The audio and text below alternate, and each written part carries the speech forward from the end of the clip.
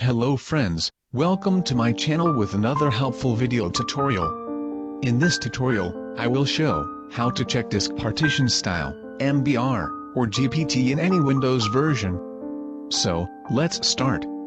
I use SSD on my laptop, and I set up Windows in SSD. I also use a hard disk drive for other all partitions.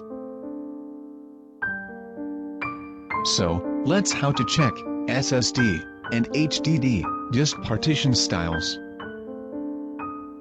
Go to the Manage options from this PC.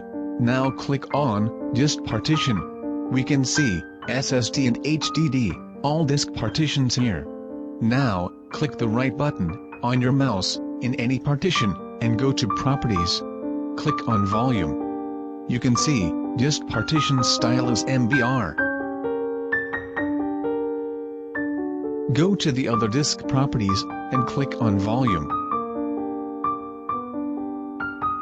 We can see, this HDD disk partition style is MBR. Friends, I hope, now you can check your disk partition style, very easily. Type a comment for any help. Thanks for watching this video. Please, like, comment, share, and subscribe to my channel for more new tech and ICT related videos.